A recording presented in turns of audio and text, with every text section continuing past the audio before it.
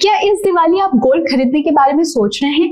तो इस वीडियो में मैं आपको ऐसी 10 बातें बताने वाली हूँ जो कि आपको पता होने चाहिए। आप प्लीज चेक कर ले उनको जब भी गोल्ड खरीदने के लिए जाए। नमस्कार, मैं हूँ प्रिया, स्वागत है आपका इन्वेस्टिंग डन राइट में। अगर ये वीडियो आपको हेल्पफुल लगे तो प्लीज सब्सक्राइब कर लीजिएगा। चलिए शुरू करते हैं। Check for hallmark. जब कभी भी आप गोल्ड खरीदने के लिए जाएं तो वहां पर ये पैरामीटर एसेंशियली चेक कर ले।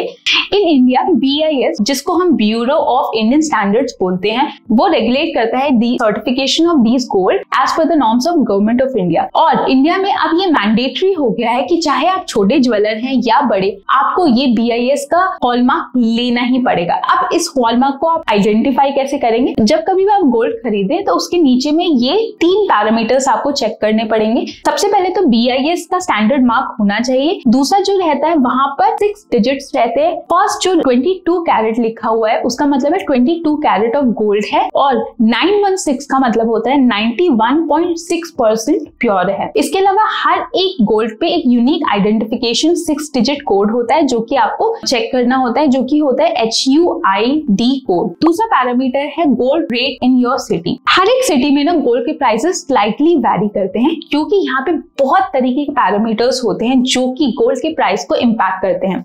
जैसे कि उस जगह पे लेबर कॉस्ट कैसा है, इंपोर्ट ड्यूटीज कैसी है, टैक्सेस कैसे हैं, डिमांड कैसी है, तो और भी बहुत तरीके के पैरामीटर्स होते हैं जो कि गोल्ड प्राइस को इम्पैक्ट करती हैं। जैसे कि अगर आप किसी पोर्ट सिटीज में रहते हैं तो वहां पे जो गोल्ड के प्राइसेस होते हैं कंपैरेटिवली लोअर होते हैं as compare to interior cities. इसके अलावा हर एक जगह पे जो गोल्ड के प्राइसेस होते हैं ना, सुबह और शाम में, मतलब दिन में 2 बार अपडेट होती है। तो जब कभी आप गोल्ड खरीदने के लिए जा रहे हो तो उस दिन ये देख ले कि आपके सिटी में गोल्ड का प्राइसेस क्या चल रहे हैं।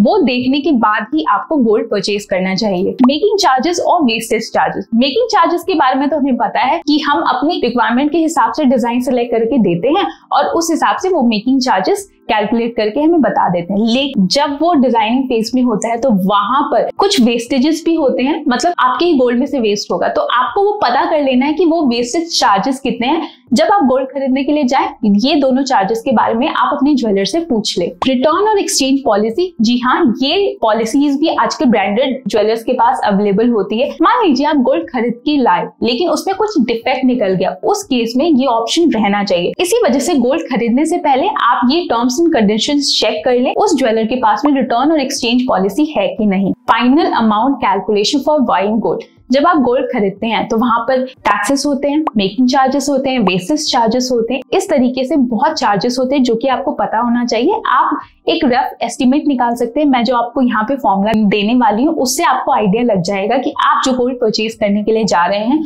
उसकी फाइनल वैल्यू क्या होने वाली है। सबसे पहले तो price of 24 carat, 22 carat, 18 carat gold per gram on date of purchase. जिस दिन आप गोल्ड खरीद रहे हैं उस दिन उसका प्राइस पर ग्राम वैल्यू क्या है, into weight of gold plus making charges हो गए, वेस्टेज चार्जेस हो गए, GST ऑफ 3% हो गए, ऑन टोटल चार्जेस होता है ये। तो इससे आपको एक आइडिया लग जाएगा कि आपको उस गोल्ड पे कितने के चार्जेस पे करने हैं। You should check buy back policy. आजकल बहुत सारे ब्रांडेड ज्वेलर्स ये पॉलिसी देते हैं, मतलब आपने गोल्ड उनसे खरीदा और बाद में जाकर उन्हीं को बेच दिया। यहाँ पे आपको एडवांटेज ये मिल जाता है कि जब आप बेचने के लिए जाएंगे तो उस दिन गोल्ड का क्या प्राइस है उस हिसाब से आपको उस गोल्ड पे रिटर्न वैल्यू मिलेगी। ऑब्वियसली जो ज्वेलर है वो मेकिंग चार्जेस पे आपको कोई वैल्यू नहीं देगा, लेकिन आप जब गोल्ड ज्वेलरी खरीदे तो बाय बैक पॉलिसी के बारे में भी ज्वेलर से पूछ ले, क्योंकि वो हेल्पफुल हो सकता है लेटर ऑन। गोल्ड कॉइन्स खरीदने हैं किसी बैंक से जाकर तो वहां पर as per the guidelines of RBI buy back policies नहीं होती है। You should ask for a bill.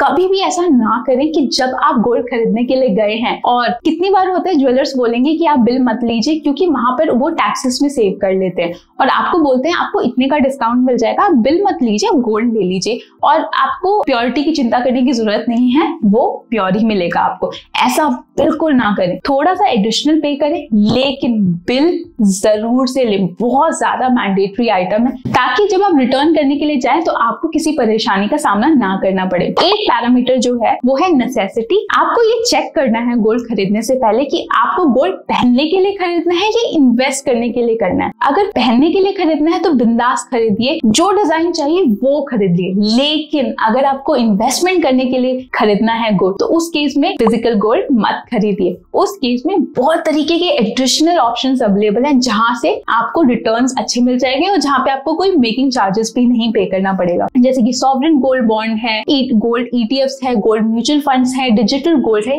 ये far better options of investment है अगर आप गोल्ड को अपने इन्वेस्टमेंट पोर्टफोलियो में ऐड करना चाहते हैं। तो एक और चीज, डिस्काउंट अवेलेबल है कि नहीं ये भी देख लेना चाहिए। जैसे जैसे दिवाली नजदीक आती है, शादी का सीजन नजदीक आता है, तो उस समय में बहुत तरीके के ज्वेलर्स अपने अपने डिस्काउंट ऑफर्स निकालते हैं। आप ये चेक कर सकते हैं कि आपके सिटी में जो गोल्ड ज्वेलर्स हैं, जो ब्रांडेड ज्वेलर्स हैं, वो किस तरीके के डिस्काउंट्स दे रहे हैं। आप अपने प्रेफरेंस के हिसाब से ब्रांड को सिलेक्ट करके ज्वेलरी खरीद सकते हैं और यहाँ से आपको हो सकता है बहुत फायदा भी हो जाए। Last point but very important, purity check करना बहुत ज्यादा जरूरी है। आप जब गोल्ड खरीद रहे हो तो ये चेक कर ले कि क्या ये 24 कैरेट है, क्या ये 22 कैरेट है, या क्या ये 18 कैरेट है। मैंने BIS मार्क के बारे में ऑलरेडी डिस्कस किया है, जहां पे मैंने बताया था कि वहां पे 3 पैरामीटर्स होते हैं जो कि आपको चेक करने होते हैं। वो आपको आइडिया दे देते हैं कि ये गोल्ड कितने प्योरिटी का है। तो प्योरिटी चेक करना बहुत ज्यादा इसेंशियल है क्योंकि उसके हिसाब से आपको उस इन्वेस्टमेंट पे रिटर्न वैल्यू मिलेगी।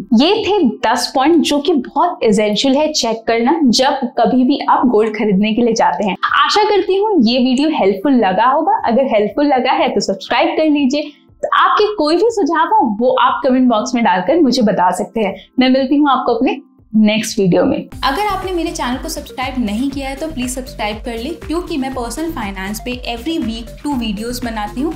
अगर आप सब्सक्राइब करेंगे तो आपको मेरे नए वीडियोस की लेटेस्ट नोटिफिकेशन आती रहेगी।